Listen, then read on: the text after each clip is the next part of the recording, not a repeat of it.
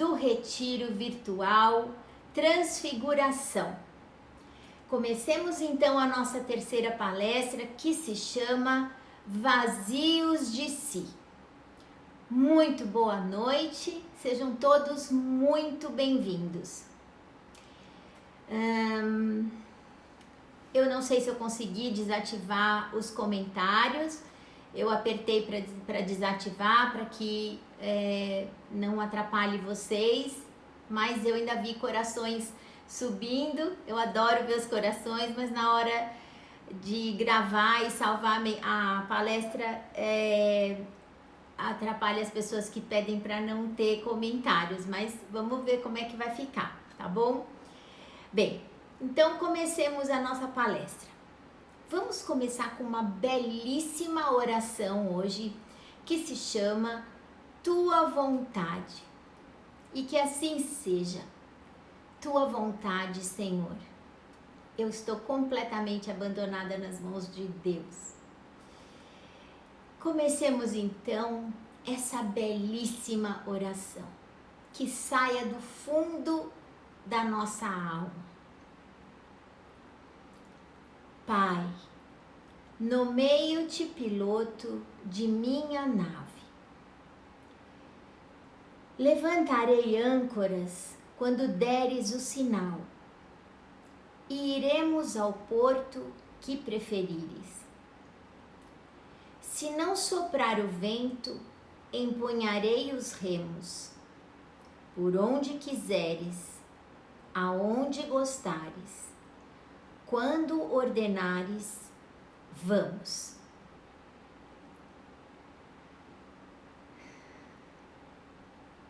Tua vontade, Senhor. É uma oração anônima.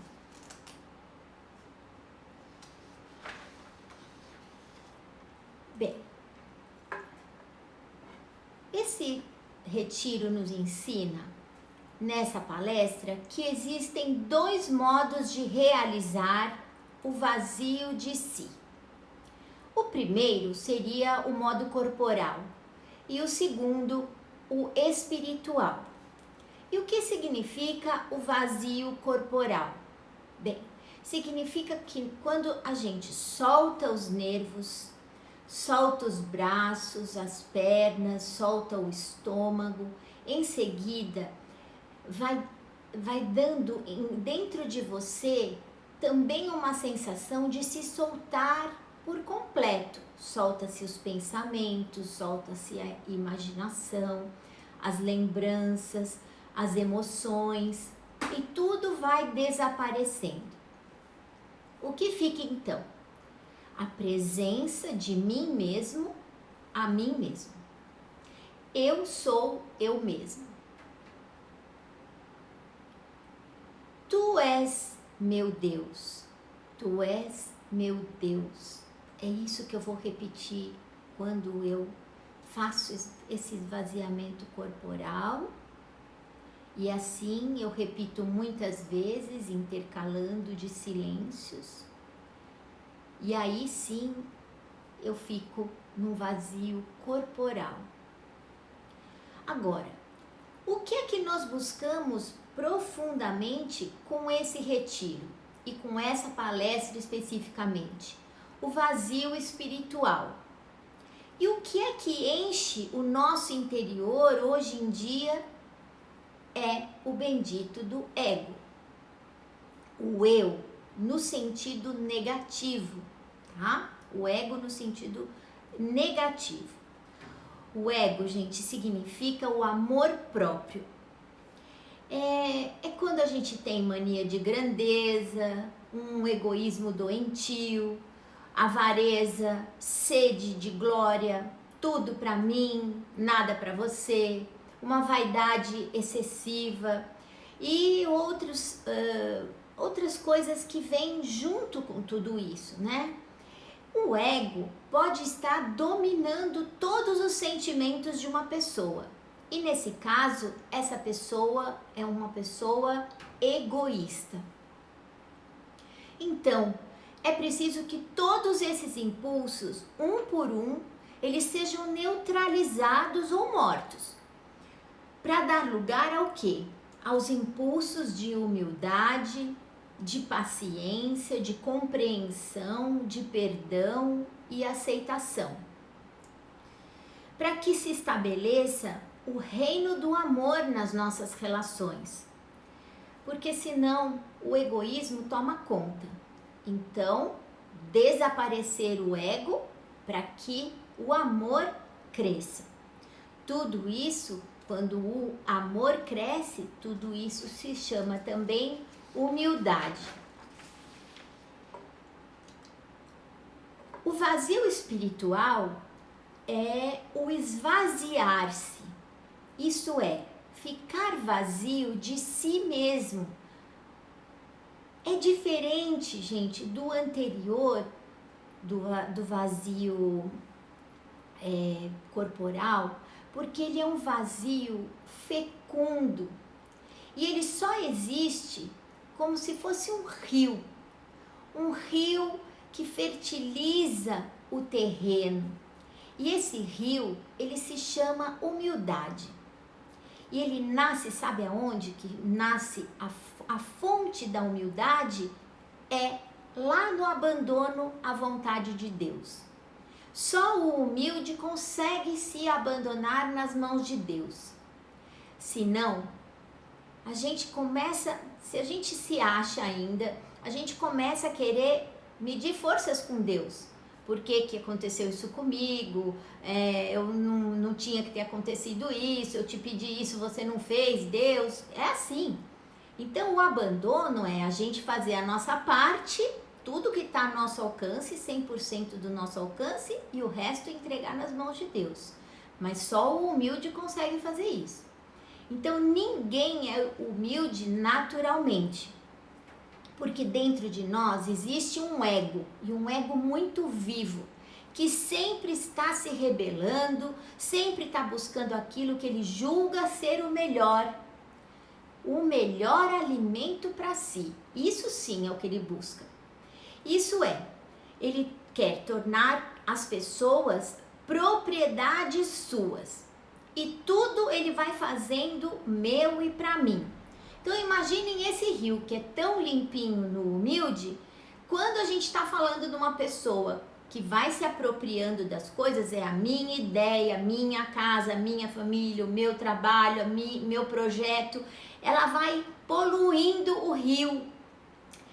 E aí vai ficando assim, entulhado de coisas para carregar e cuidar, né? Então é necessário, portanto, manter constantemente limpo o rio da humildade, para que ele nunca pare de fluir e para que ele possa tornar cada vez mais fértil toda a terra que ele passa, que é o nosso coração, capaz de fazer com que ele produza frutos, tá bem? Então, para isso, nós temos que fazer contínuos, escrevam aí, atos de abandono nas mãos do Pai. O que significa voltar sempre à fonte de origem para a entrega. Então, essas coisas que eu quero que fiquem comigo, não. Eu deposito nas mãos do Pai. Faço a minha parte e deposito nas mãos do Pai para que Ele faça o que é melhor, aquilo que eu não consigo. Então eu limpo o rio e com humildade eu aceito em paz a vontade de Deus. Então, o que é que eu vou entregar? Se eu não entrego, o meu rio vai ficando entupido, todo cheio de coisas minhas. Então, vamos ser maleáveis a Deus. Então, o que eu vou entregar para Deus? Aquele ego vivíssimo, que é autodestrutivo, de onde se origina o orgulho, o amor próprio, que se alimenta principalmente dos ressentimentos. Eu vou até voltar pro slide anterior para a gente ficar olhando, ó. Tudo isso daí, o lixo é o ressentimento, a mágoa, a raiva, a vergonha, a tristeza, a rejeição, tudo isso. Aquelas palavras violentas que são sempre filhas do nosso amor próprio ferido, ó, É esse lixão aí que fica dentro desse rio que deveria ser limpo, tá bem? Então, sabem qual é a melhor maneira de vencer o amor próprio? Fazendo autocrítica. Porque na nossa autocrítica, lá no nosso tempo forte, olhando para Jesus, ele vai dizer para a gente o que é certo e o que é errado. E a gente vai limpando toda essa sujeira, jogando fora essas coisas. Então, na proporção que nós fazemos autocrítica, nós vamos diminuir o nosso amor próprio, tá bem? Enfim, abandonar é entregar todas as forças agressivas a Deus. É isso, tá? Esse lixo que fica atrapalhando a gente. E é através de toda essa entrega que nós vamos nos esvaziando de nós mesmos, convertendo-nos em pobres de Deus. É isso o que Deus quer. E só a humildade é que transforma um pobre em um pobre de Deus. Sem ela, gente, o pobre é apenas um pobre. O pobre de Deus, olhem para esse barro, é aquele que está nas mãos de Deus, que Deus consegue, gente, domesticar e que não tem mais medo. Então, se você ainda está com medo, é porque você ainda está querendo dominar as coisas. Solte as coisas na mão de Deus, faça a sua parte, seu 100%, e solte o resto nas mãos de Deus, confie nele. Lembrem do binômio da libertação, humildade e confiança. Confiem nesse Pai que te ama, tá bem? Não procure mais escapar, permaneça nas mãos de Deus como esse barro. Esse que permanece nas mãos do Pai é o manso e o humilde. Manso, que vem da palavra em latim que é mansuesco, que quer dizer domesticado. Ser domesticado, gente, por Deus é o que nós pedimos lá naquela belíssima oração ao Espírito Santo, quando nós dizemos doma o Espírito Santo, na oração número 9 do livro Encontro. Então, quanto maior a nossa entrega, maior o vazio. E quanto maior, gente, esse vazio do meu próprio eu, maior é o espaço que Jesus pode tomar posse. Prestem atenção nessa maravilha. Aprendam de mim, diz Jesus, que sou manso e humilde de coração. Então, para a gente ser assim, essa maravilha de rio humilde, que se deixa levar pelas águas de Deus, precisa ser manso e humilde. Aprender com Jesus no nosso tempo forte, tá? Então, o rio da humildade, ele vai se tornando cada vez mais vigoroso e pleno, capaz de regar a terra na seca, como a gente fala também na oração, que é outro dom, né, que nós pedimos e imploramos ao Espírito Santo. Regar o nosso coração, essa terra que às vezes está tão seca, tão durinha, ressentida, triste, magoada, com medo, e que frequentemente na relação com Deus, às vezes entra num tédio, numa frieza, num desconsolo, numa aridez, tirando o nosso alimento da oração. E a oração, gente, é a nossa força vital, então nós não podemos viver sem ela.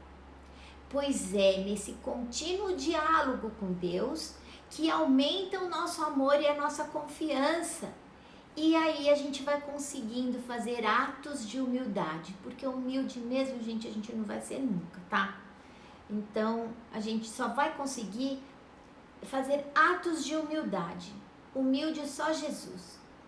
Já nos diz o Senhor, lá em Miqueias 6, versículo 8, ele diz assim: Já te foi dito, ó homem, o que convém, o que o Senhor reclama de ti, que pratiques a justiça, que ames a bondade e que andes com humildade diante do teu Deus.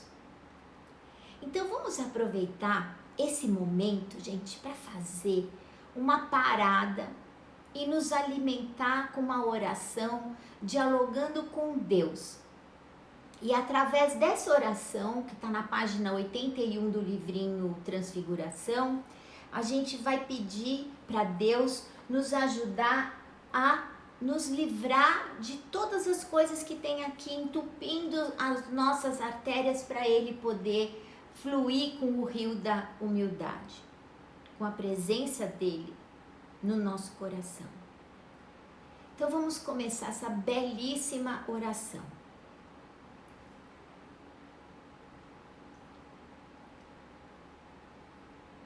Comecemos.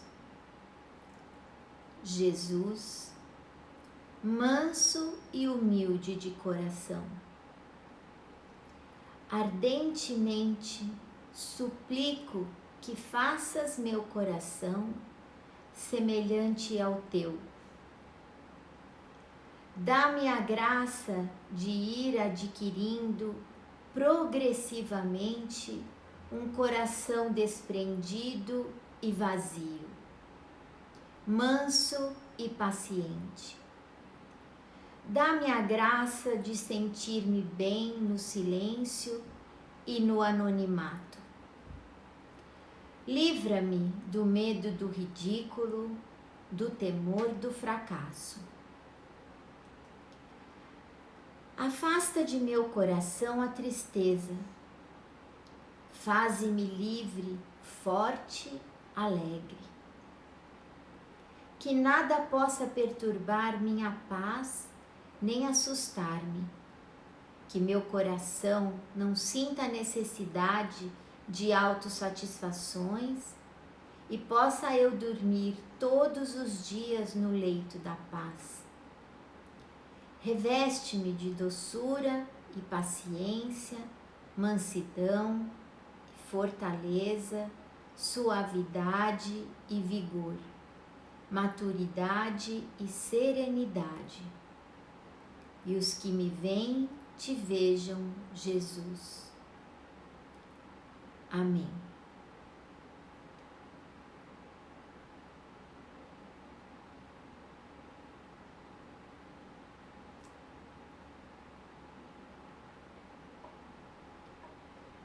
Então, com outras palavras, o que é preciso realizar constantemente, gente?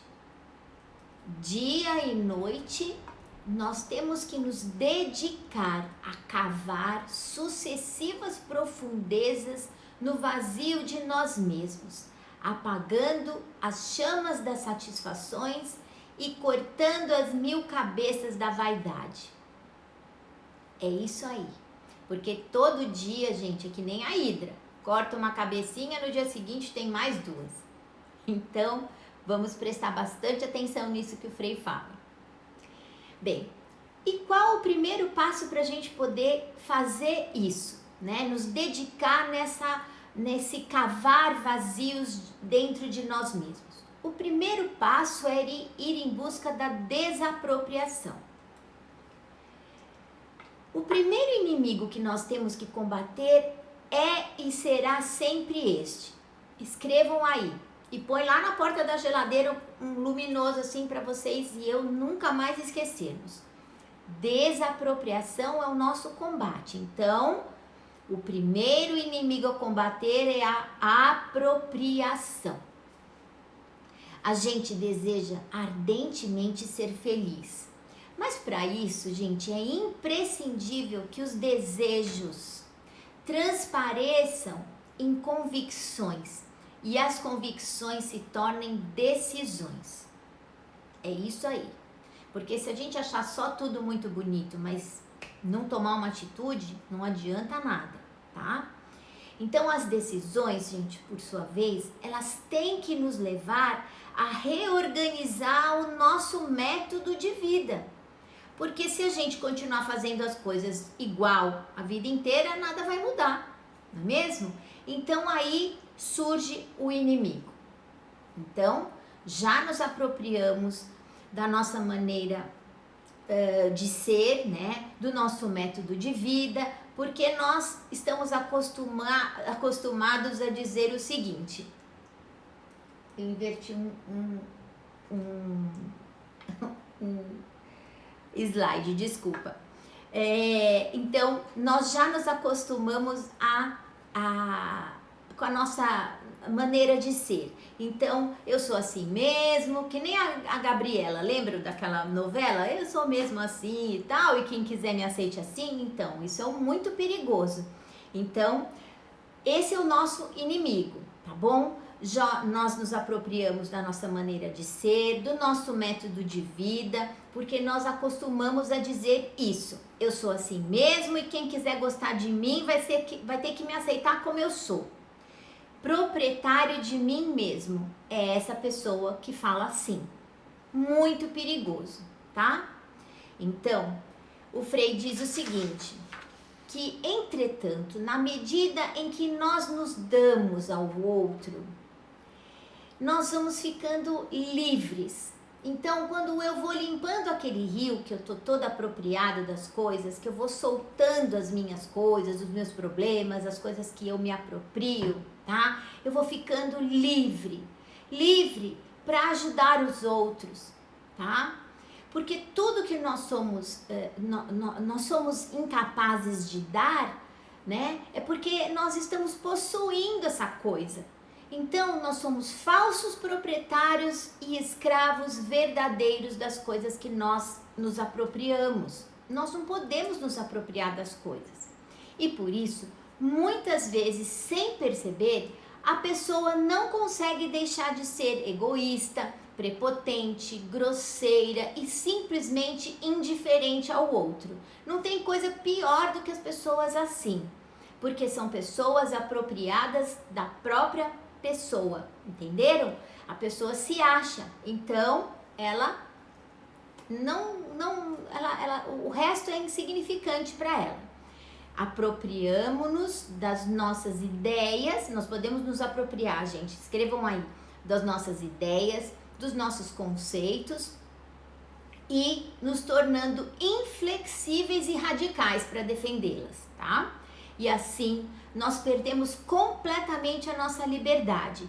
Por quê? Porque nós nos tornamos escravos das nossas propriedades. Porque se eu tenho que defender a minha ideia, ai de você que venha tomar posse da minha ideia ou do meu conceito. Eu vou brigar com você. Então é isso que o Frei está falando, que nós perdemos a nossa liberdade, a gente deixa de fazer as coisas para os outros, nós ficamos concentrados nessa defesa, a gente fica escravo de defender as nossas ideias, as nossas coisas, tudo nosso.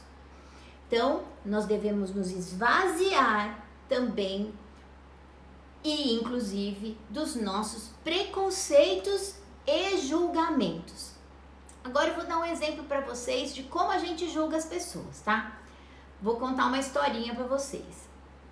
Uma vez aplicando as oficinas, uma das primeiras oficinas que eu apliquei, um oficinista lá na hora da partilha do deserto, na 15ª sessão, ele deu um testemunho. Então ele disse assim, quando eu cheguei lá na 6ª sessão, ele falou, eu tomei uma decisão, que eu ia me esforçar para melhorar lá no meu relacionamento com a minha esposa, ele falou. E ele sabia, né, que nos desentendimentos e principalmente nas coisas mais triviais e normais, como por exemplo todo dia de manhã, quando ele ia escovar os dentes, ele parecia um pato escovando os dentes, lavando o rosto, molhava tudo, deixava a escova de dente para um lado, a pasta para o outro. Eu acho que vocês nunca viram isso acontecer, não é verdade? Bom, então, tampa da pasta aberta e tal, aquela confusão na pia. Bom, então, o que acontecia? Todo dia ele levava uma bronquinha da mulher. E aí ele decidiu, né, que ele iria começar por aí a mudança dele. E aí ele passou todos os dias a fechar o bendito do tubo da pasta, a deixar tudo limpinho, arrumadinho. E aí foi passando o tempo, passou uns 3 meses, e aí, tal, não, desculpa, 3 meses não, uns 3, 4 dias passaram. Aí a mulher dele olhou pra ele e falou assim: escuta, fulano, vem cá, por que você deixou de escovar os dentes? Ai, coitadinho, que decepção. E assim nós rotulamos as pessoas. O coitadinho cheio de amor pra dar, tentando ser melhor, e ela já lá, ó, deu a maior bronca nele e julgou que o coitado, em vez de ter se emendado, tinha deixado de escovar os dentes. Então, nesse caso, ela taxou o coitadinho de desleixado e até um pouco higiênico, né? Então, por que isso? Porque nós julgamos que as pessoas são incapazes de mudar. Nós fazemos isso. E se nós vivemos julgando, gente, as pessoas, nós não temos tempo para amá-las. Esse que é o problema. E, no entanto, Jesus nos diz o seguinte, que como nós devemos ser, ele fala assim: sigam o meu exemplo. Ele diz assim: vós julgais por critérios da carne, mas eu não julgo ninguém. Jesus disse isso. João 8, versículo 15. Então, gente, nós temos que tomar decisões muito